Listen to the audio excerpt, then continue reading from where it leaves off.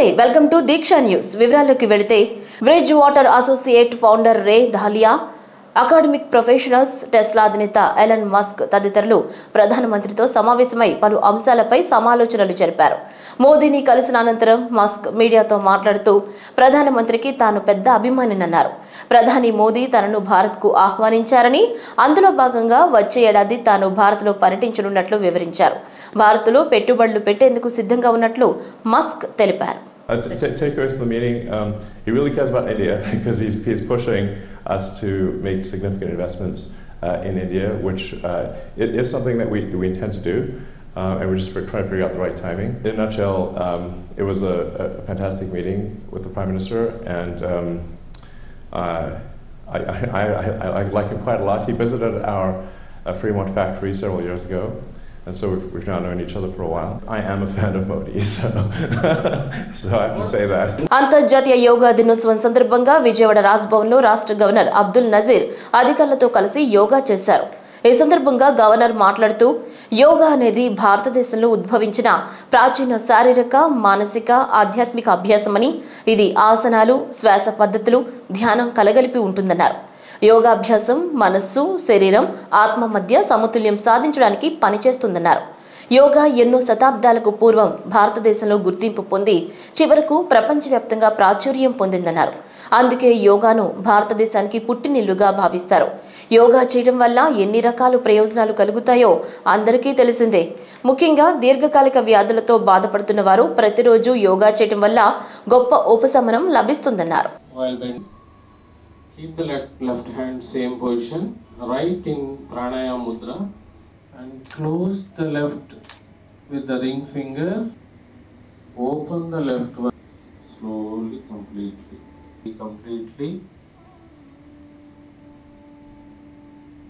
Inhale again through the left.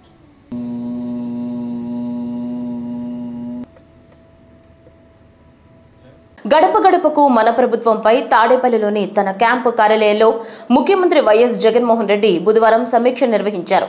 ఈ సందర్భంగా ఎమ్మెల్యేలు, జిల్లా పార్టీ అధ్యక్షులు, కోఆర్డినేటర్లకు సీఎం దిశానిర్దేశం చేశారు. క్షేత్రస్థాయిలో సమస్యలు పరిష్కరించాలని సీఎం ఆదేశించారు. జగనన్న సురక్ష తర్వాత మరో కార్యక్రమం ఉంటుందన్నారు. గడప గడపకు కార్యక్రమం అత్యంత కీలకం. ఈ కార్యక్రమాన్ని సీరియస్గా తీసుకోవాలన్నారు. వచ్చే 9 నెలలు అత్యంత కీలకమన్నారు. 175కి 175 సీట్లు ఖచ్చితంగా గెలవాలని, పనితీరు బాగుంటే ఎమ్మెల్యేలను కొనసాగిస్తామని, కొన్ని కోట్ల మంది మనపై ఆధారపడి ఉన్నారని, కోట్ల మంది పేదలకు మంచి జరుగుతుందని సీఎం అన్నారు. జనసేన అధినేత పవన్ కళ్యాణ్ వారాహి యాత్ర డాక్టర్ బిఆర్ అంబేద్కర్ కోనసీమ జిల్లా పరిధిలో బుధవారం నుంచి 5 రోజుల పాటు జరగనుంది. 5 రోజుల పాటు సాగే పవన్ పర్యటన షెడ్యూల్ను ఆ పార్టీ ఉమ్మడి జిల్లా అధ్యక్షులు కందుల దుర్గేష్ అధికారికంగా ప్రకటించారు. ఇప్పటికే ముమ్మిడివరం చేరుకున్న పవన్ బుధవారం ఉదయం ముమ్మిడివరం నియోజకవర్గ పర్యటనలో భాగంగా కొమానపల్లి వద్ద ఉన్న అతిథి గృహంలో ఉదయం 10 గంటలకు రైతులు, కార్మిక సంఘాలు, వాణిజ్య వర్గాల ప్రతినిధులతో సమావేశం నిర్వహించారు. 11 గంటలకు వీర మహిళలతో భేటీ అయ్యారు. సాయంత్రం 5 గంటలకు ముమ్మిడివరంలోని విష్ణాలయం సెంటర్లో జరిగే బహిరంగ సభలో వారాహి వాహనం నుంచి ప్రసంగిస్తారు. బహిరంగ సభ అనంతరం ముమ్మిడివరంలో ఏర్పాటు చేసిన జనసేన పార్టీ కార్యాలయాన్ని ప్రారంభిస్తారు. రాత్రికి అమలాపురంలోని సత్యనారాయణ గార్డెన్స్ కు చేరుకుంటారు. 22న సత్యనారాయణ గార్డెన్స్ లో ప్రముఖులతో భేటీ, జనవాణి కార్యక్రమం నిర్వహించి సాయంత్రం గడియార స్తంభం సెంటర్లో జరిగే బహిరంగ సభలో పాల్గొంటారు. కరెంట్, గ్యాస్, నిత్యావసరాల ధరలు విపరీతంగా పెంచేశారని టీడీపీ నేత నారా లోకేష్ ఆవేదన వ్యక్తం చేశారు. పేదవారిని హింసించి జగన్ ఆనందపడతాడని మండిపడ్డారు. జిల్లాలోని రాపూరులో లోకేష్ ను కలిసిన స్థానికులు సమస్యలు వివరించారు. ఈ సందర్భంగా మాట్లాడుతూ టీడీపీ అధికారంలోకి రాగానే పన్నుల భారం తగ్గిస్తామన్నారు. అలాగే ఏడాదికి 3 గ్యాస్ సిలిండర్లు ఉచితంగా ఇస్తామన్నారు. వైసీపీ ప్రభుత్వం అధికారంలోకి వచ్చాక 28,147 కోట్ల సప్లాన్ నిధులు దారి మళ్లించారని ఆరోపించారు. ఎస్సీ కార్పొరేషన్ను వైసీపీ ప్రభుత్వం నిర్వీర్యం చేసిందని ఆగ్రహం వ్యక్తం చేశారు. టీడీపీ అధికారంలోకి రాగానే అన్ని పథకాలను కొనసాగిస్తామన్నారు. ప్రధానమంత్రి నరేంద్ర మోదీ వల్ల యోగాకు అంతర్జాతీయ ఖ్యాతి లభించిందని విదేశాంగ శాఖ సహాయ మంత్రి వి మురళీధరన్ అన్నారు. విశాఖపట్నంలో పోర్టు ట్రస్ట్ ఆధ్వర్యంలో జరిగిన అంతర్జాతీయ యోగా దినోత్సవ వేడుకల్లో రాజ్యసభ సభ్యులు జీవీఎల్ నరసింహారావుతో కలిసి కేంద్ర మంత్రి పాల్గొన్నారు. అనంతరం ఆయన మీడియాతో మాట్లాడుతూ భారత్ అధ్యక్షతన G20 సమావేశాలు జరుగుతున్న ప్రస్తుత తరుణంలో అంతర్జాతీయ యోగా దినోత్సవ వేడుకలు ప్రపంచమంతా జరుపుకోవడం భారత్కు గర్వకారణమన్నారు. జీవీఎల్ నరసింహారావు మాట్లాడుతూ ఐక్యరాజ్య సమితి ప్రధాన కార్యాలయంలో ప్రధాని నేతృత్వంలో అంతర్జాతీయ యోగా దినోత్సవ వేడుకలు జరుగుతుండడం శుభపరిణామమన్నారు. International Day of Yoga celebrations of 2023 organized by the Visakhapatnam Port Authority as part of the global celebrations of the International Day of Yoga. This year's yoga has a special significance that this happens during the period of India's presidency of the G20, and the Honorable Prime Minister is leading the yoga celebrations from the headquarters of the United Nations in New York. This year's yoga, the Prime Minister Shri Narendra Modi ji has given the motto of Yoga for Vasudhaiva Kutumbakam. India's G20 presidency of Vasudhaiva Kutumbakam, one world, one family, one future, is getting resonated during the period of this International Yoga Day.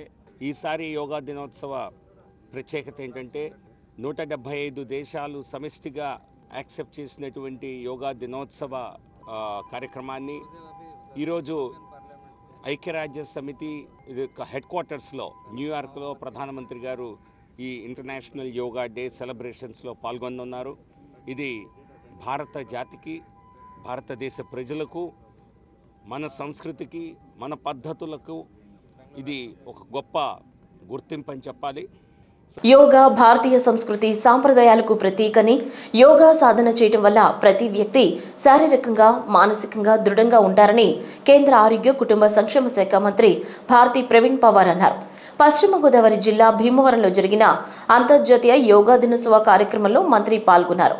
ఈ సందర్భంగా ఆమె మీడియాతో మాట్లాడుతూ కేంద్ర ప్రభుత్వం ఆయుష్ శాఖ ద్వారా దేశవ్యాప్తంగా యోగా దినోత్సవం నిర్వహిస్తోందన్నారు.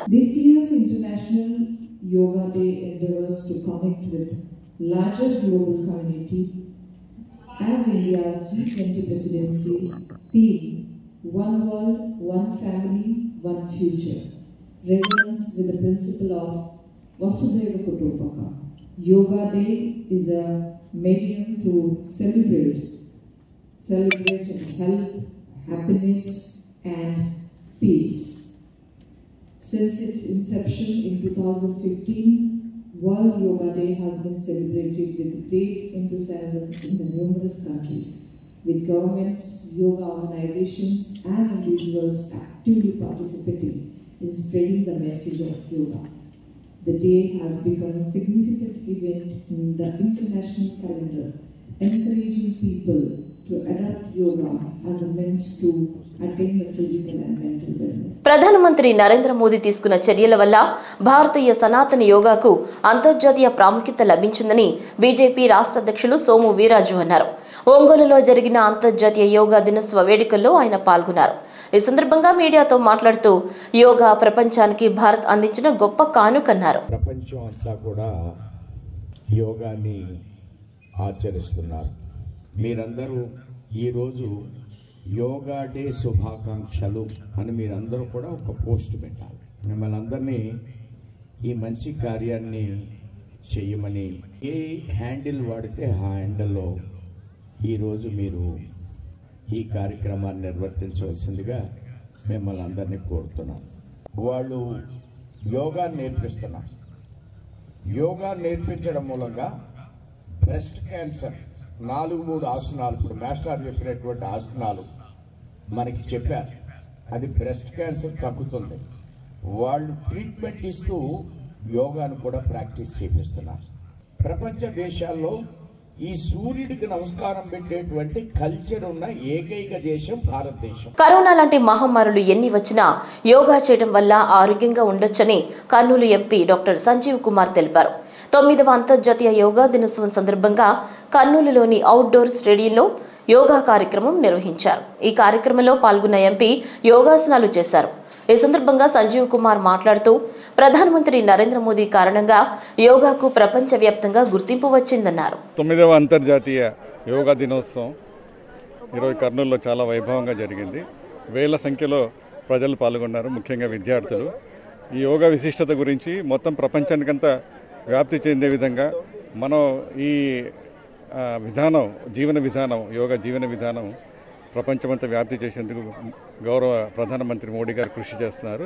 అదేవిధంగా మన గౌరవ ముఖ్యమంత్రి శ్రీ వైఎస్ జగన్మోహన్ రెడ్డి గారు కూడా కేంద్ర ప్రభుత్వంతో అనుసంధానం చేసుకొని ఇటువంటి కార్యక్రమాలు నిర్వహిస్తూ కర్నూలు స్టేడియంకు 67 లక్షల రూపాయలు శాంక్షన్ చేసి బాస్కెట్బాల్ కోర్టు అత్యాధునిక విధంగా నిర్మాణం చేస్తున్నారు. వారికి కర్నూలు ప్రజల తరఫున నేను ధన్యవాదాలు తెలియజేసుకుంటున్నాను. ప్రజలకు ఒకసారి ముఖ్య గమనిక, యోగా అంటే మనందరికీ తెలిసిందే. ఇది సుమారు 5000 సంవత్సరాల క్రితమే కనుక్కున్నారు. ఇది ఋగ్వేదంలో కూడా రాసి ఉంది. యోగా అంటే మనసు, శరీరము, ఆధ్యాత్మికత, ఈ 3 ఐకమత్యమే యోగా. కాబట్టి ప్రజలందరూ కూడా మరొకసారి వారి ఆరోగ్యాలు కాపాడుకోవాలి. సంక్షేమ పథకాలను చిట్ట చివరి వ్యక్తికి కూడా అందించాలన్న దృఢ చిత్తంతో కేంద్ర ప్రభుత్వం పనిచేస్తుందని బీజేపీ జాతీయ ప్రధాన కార్యదర్శి పురంధేశ్వరి అన్నారు. కోనసీమ జిల్లాలోని ఐనవిల్లి గ్రామంలో బీజేపీ ఆధ్వర్యంలో జరిగిన బహిరంగ సభలో పురంధేశ్వరి మాట్లాడుతూ గత 9 సంవత్సరాలుగా ప్రజా సంక్షేమమే లక్ష్యంగా మోదీ నేతృత్వంలోని కేంద్ర ప్రభుత్వం వివిధ పథకాలను అమలు చేస్తుందన్నారు. సంవత్సర కాలం మేము అధికారంలో కొనసాగాము అని అంటే చాలా ఆడంబరంగా విజయోత్సవాలు చేసుకుంటారు. కానీ భారతీయ జనతా పార్టీ దేశంలో ఉన్నటువంటి రాజకీయ పార్టీలన్నింటికన్నా కూడా భిన్నమైన పార్టీ అని చెప్పి మేము సగర్వంగా చెప్పుకుంటూ ఉంటాం. దేశానికి, ప్రజలకి, రాష్ట్రాలకి ఏం చేశామో వివరించి చెప్పండి, వారికి ఒక రిపోర్ట్ కార్డు ఇవ్వండి అని చెప్పి మమ్మల్ని అందరినీ కూడా పంపించడం జరిగింది. బహుశా ప్రపంచంలో ఏ రాజకీయ పార్టీ కూడా ఒక రిపోర్ట్ కార్డు ప్రజలకు ఇచ్చేటువంటి కార్యక్రమం చేస్తుందని చెప్పి నేనైతే భావించలేదు. అంటే ఎంత నిబద్ధతతోటి, ఎంత పారదర్శకంగా ఇవాళ భారతదేశానికి భారతీయ జనతా పార్టీ తన సేవల్ని, తన పరిపాలనని అందించిందో దానికి ఇది నిదర్శనం అని చెప్పి నేను భావిస్తూ ఉంటాను. భారతీయ జనతా పార్టీ మూల సిద్ధాంతం అంత్యోదయ, అంటే సమాజంలో అట్టడుగున వికాసానికి దూరంగా ఉన్నటువంటి వారికి వికాసాన్ని అందజేస్తూ తద్వారా భారతదేశాన్ని అభివృద్ధి పదంలో నడిపించడమే అంత్యోదయ యొక్క అర్థం. రాష్ట్ర ప్రభుత్వం అనుసరిస్తున్న ప్రజా వ్యతిరేక విధానాలపై పలువురు తెలుగుదేశం నేతలు మంగళవారం విజయవాడలో గవర్నర్ ఎస్ అబ్దుల్ నజీర్ కు ఫిర్యాదు చేశారు. అనంతరం టీడీపీ రాష్ట్ర అధ్యక్షులు అచ్చెన్నాయుడు మీడియాతో మాట్లాడుతూ తమ అభ్యర్థనపై గవర్నర్ సానుకూలంగా స్పందించారన్నారు. 15 రోజుల వ్యవధిలో రాష్ట్రంలో 15 ఘటనలు జరిగాయన్నారు. అయినప్పటికీ శాంతి భద్రతలు బాగున్నాయని డీజీపీ చెప్పడం హాస్యాస్పదమన్నారు. ఆర్టికల్ 355 అమలు చేయాలని, శాంతి భద్రతల పర్యవేక్షణకు మణిపూర్ తరహాలో ఆంధ్రప్రదేశ్లో కూడా అధికారిని నియమించాలని గవర్నర్ను కోరినట్లు చెప్పారు. 4.5 సంవత్సరాలు జరిగినటువంటి వ్యవహారాలు ఒక ఎత్తైతే, ఈ జూన్ నెలలో ఈ 15 రోజుల్లోనే 15 సంఘటనలు జరిగాయి. రోజుకొక హత్య, రోజుకొక దోపిడీ, రోజుకొక మానభంగం. ఈ విధంగా ఈ రాష్ట్రంలో నిత్యకృత్యమైపోయి రాష్ట్రంలో పూర్తిగా శాంతి భద్రతలు భంగం కలిగినటువంటి విషయాన్ని గవర్నర్ గారికి స్పష్టంగా వివరించాం. మీరు ఒక్కసారి చూడండి, 12-13 సంఘటనలు జరిగాయి. రాష్ట్రంలో పూర్తిగా శాంతి భద్రతలు ఫెయిల్ అయ్యాయి. విజయనగరం జిల్లాలో ప్రతి ఏటా ఆషాఢ మాసం శుద్ధ ద్వితీయ నాడు జగన్నాథ స్వామి రథయాత్ర జరగడం ఎన్నో వేల నాటి నుంచి వస్తున్న సనాతన ఆచారం. మంగళవారం ఆ జగన్నాథుడు జన్మించిన ఒడిశా రాష్ట్రం పూరిలో అంగరంగ వైభవంగా పూరి జగన్నాథుని రథయాత్ర ప్రారంభం కాగా విజయనగరంలో కూడా ఆ జగన్నాథుని రథయాత్ర కొనసాగింది. నగరంలో దాసన్నపేట వద్ద ఉన్న జగన్నాథుని మందిరం వద్ద రథంపై జగన్నాథుడు భక్తులకు దర్శనమిచ్చాడు. మంగళగిరి ఎమ్మెల్యే ఆర్కే కార్యాలయం నందు ద్విచక్ర మోటార్ వాహనాలను MLC Murugudu Hanumantha Rao, MLA RK దివ్యాంగులకు అందజేశారు.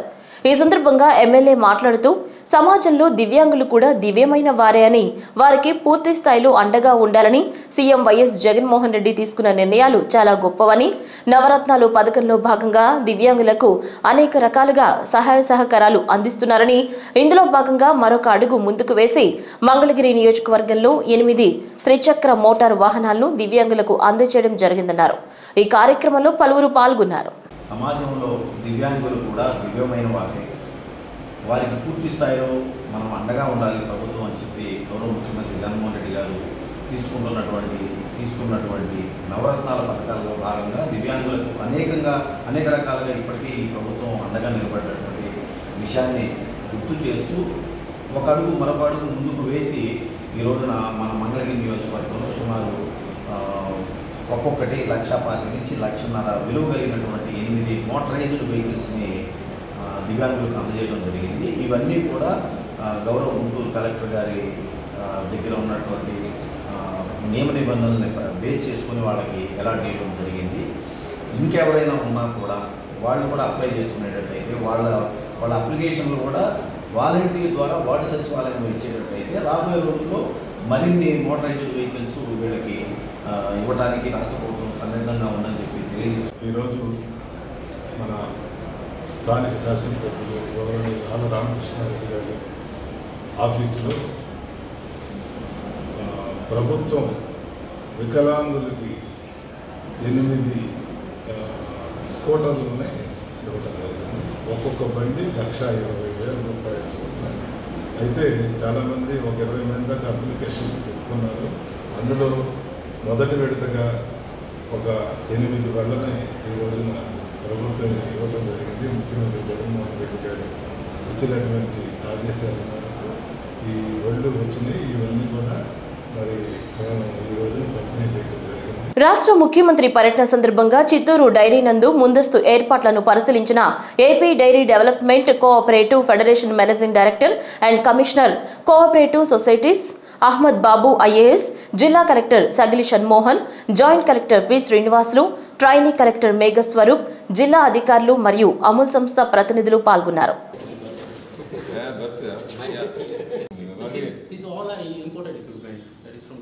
So Sabar is going. It is for quarters. Internal road. This also is internal road. No, this is external. This is outside. This is external. This is one house. It has one way inside. Police వ్యవస్థపై Srikakulam MP Kinjarapu Rammohan Naidu తీవ్ర స్థాయిలో మండిపడ్డారు. శ్రీకాకుళంలో మాట్లాడుతూ police వ్యవస్థ YSR Congress party జెండా కోసం పనిచేస్తున్నారా లేదా భారతీయ జెండా కోసం పనిచేస్తున్నారా అనేది ఒకసారి పోలీసులు గుర్తు చేసుకోవాలన్నారు. రేపు టీడీపీ అధికారంలోకి వచ్చిన తర్వాత తగిన మూల్యం చెల్లించక తప్పదని హెచ్చరించారు. వాళ్ళు ఎవరి కోసం పనిచేస్తున్నారు? వైఎస్ఆర్ కాంగ్రెస్ పార్టీ కోసం, అధికారం కోసం, ఆ 3 రంగుల కోసం పనిచేస్తున్నారా లేకపోతే 3 రంగులు ఉన్నటువంటి భారతీయ జెండా కోసం పనిచేస్తున్నారో ఒక్కసారి గుర్తు చేసుకోవాలని కార్కి డ్రెస్ వేసుకున్నటువంటి పోలీసులు కొంతమందికి ఈ సందర్భంగా తెలియజేసుకుంటున్నారు. ఏదో అధికారం వచ్చింది కదా వాళ్ళ వెంట గంగిరెద్దులాగా తలొప్పుకుంటూ వెళ్ళిపోతే మా పోస్టులు మేము కాపాడుకోవచ్చు, మేము నచ్చినట్టుగా వ్యవహరించుకోవచ్చు అన్నటువంటి పద్ధతిలో వెళ్తే మాత్రం రేపు తెలుగుదేశం పార్టీ వచ్చిన తర్వాత తగినటువంటి మూల్యం చెల్లిస్తారని ప్రతి ఒక్కరికి కూడా ఈ సందర్భంగా హెచ్చరిస్తున్నాం. అప్పుడు ఏవో కొన్ని సాకులు చెప్పుకొని ఆ రోజు అధికారంలో ఉన్నటువంటి వారు చెప్పారు అది చేసాం ఇది చేసామని అంటే మాత్రం ఊరుకునే పరిస్థితుల్లో తెలుగుదేశం పార్టీ రాబోతున్నటువంటి తెలుగుదేశం పార్టీ ప్రభుత్వం ఉండదనేది కూడా వాళ్ళందరికీ కూడా హెచ్చరిస్తున్నాం.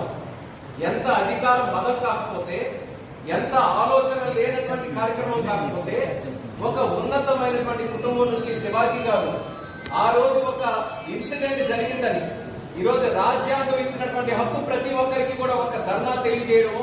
బాపట్ల జిల్లా భట్టిప్రోలు మండలం విశ్వశాంతి ఇంగ్లీష్ మీడియం స్కూల్ నందు ISRO satellite science model exhibition నిర్వహించారు. భారతీయ శాస్త్రవేత్తలు ఇప్పటివరకు కనిపెట్టిన శాటిలైట్ నమూనాలను బస్సులో ప్రత్యేకంగా అమర్చి ఎగ్జిబిషన్ రూపంలో ఏర్పాటు చేశారు. శాటిలైట్ల పట్ల విద్యార్థులకు అవగాహన కల్పించే విధంగా బస్సులో ఎగ్జిబిషన్ ఏర్పాటు చేశారు. శాటిలైట్ ఎలా పనిచేస్తాయి, రాకెట్ ఎలా లాంచ్ అవుతుందో అనే అంశాలపై విద్యార్థులకు డెమో చేసి చూపించారు. దీంట్లో నెంబర్ ఆఫ్ శాటిలైట్స్ మనకి స్టార్టింగ్ నుంచి శాటిలైట్స్ ఏ విధంగా ఉంటాయి, ప్రజెంట్ ఎలాంటి శాటిలైట్స్ ఉపయోగిస్తున్నాము, అన్ని జనరేషన్ శాటిలైట్స్ ఏ విధంగా ఉంటాయి, దాని వర్కింగ్ మోడల్స్, సమ్ మోడల్స్ ఉంటాయి, సమ్ వర్కింగ్ మోడల్స్ ఉంటాయి. మనకి కొన్ని ఈ చంద్రయాన్, మంగళయాన్ ఎక్సెట్రా, మనకి GSLV, SLV, advanced action vehicle. మనకి కొంచెం అవుట్ సైడ్ చూసుకున్నట్టయితే శాటిలైట్స్ మోడల్, శాటిలైట్ ఎలా వర్క్ అవుతుంది, ఆ రాకెట్ అనేది ఎలా వర్కౌట్ అవుతుంది, ఆ డిఫరెంట్ టైప్స్ ఆఫ్ రాకెట్స్, ఈ రాకెట్ ఏ విధంగా మూవ్ అవుతుంది, రాకెట్ ఎన్ని స్టేజెస్ ఉంటాయి, ఒక్కొక్క స్టేజ్ ఎక్కడెక్కడ మనకి మూవ్ అవుతూ ఉంటుంది, ఎక్కడ రీచ్ అవుతూ ఉంటుంది, ఇవన్నీ గురించి ఈ స్పేస్ బస్సులో మనకి చక్కగా నీట్గా పిల్లలకు అర్థమయ్యే విధంగా నీట్గా ఉంది. గంజాయి రవాణా అమ్మకాలపై నిఘా ఏర్పాటు చేశామని, అలాంటి వారిపై చర్యలు తీవ్రంగా ఉంటాయని కృష్ణా జిల్లా ఎస్పీ జాషువా హెచ్చరించారు. పెనమలూరు, ఘంటసాల, గుడివాడ, మచిలీపట్నం ప్రాంతాల్లో గంజాయి కదలికలపై నిరంతరం పర్యవేక్షిస్తున్నామని చెప్పారు. 8 రాష్ట్రాల్లో గంజాయి సరఫరా చేస్తున్న ఒడిశా రాష్ట్రం కోరాపూర్ జిల్లాకు చెందిన వ్యక్తిని అరెస్టు చేశామని, గంజాయి అరికట్టడంపై ప్రజలు కూడా తమకు సహకరించాలని ఎస్పీ జాషువా కోరారు. కేసులు నమోదు చేస్తూ కట్టడి చేస్తున్న ఈ సీక్వెన్స్ లో దీనిలో ఒక కరడుగట్టిన సీనియర్ మోస్ట్ బాగా ఈ భారతదేశంలో 9 రాష్ట్రాలలో ఈ గంజాయిని సరఫరా చేస్తున్న కరడుగట్టిన నేరస్తుడు, గంజాయి స్మగ్లర్ మచిలీపట్నం సబ్ డివిజన్లోని వారి బృందం ఈ కరడుగట్టిన నేరస్తుడిని వలపన్ని పట్టుకోవడం జరిగింది. రకాల గాంజా ఒరిస్సాలో కల్టివేషన్ జరుగుతూ ఉన్నది. ఇక్కడ శీలావతి అని కొన్ని రకాల గంజాయిని ఇతడు సేకరించి మన రాష్ట్రంలోనే కాక తెలంగాణ, కర్ణాటక, తమిళనాడు, కేరళ, ఢిల్లీ, హర్యానా, అలాగే ముంబై లాంటి ప్రదేశాలలో దేశవ్యాప్తంగా 9 రాష్ట్రాల వరకు మనకి ఇంతవరకు ఇతని నెట్వర్క్ విస్తరించి ఉన్నది. దాదాపు 9-10 కేజీలు గాంజా తీసుకొని వచ్చి ఇక్కడ ఉన్న స్మగ్లర్స్తో బేరసారాలు నడుపుతూ ఇంకా నెట్వర్క్ను పెంచుదాం, కొత్త వ్యక్తుల్ని ఈ రవాణాలోకి దించుదామనే ఒక దురుద్దేశంతో ఇక్కడికి. ఈ వార్తలు ఇంతటితో సమాప్తం. తిరిగి మరొక బులెటిన్లో మళ్ళీ కలుసుకుందాం. అంతవరకు సెలవు. నమస్కారం.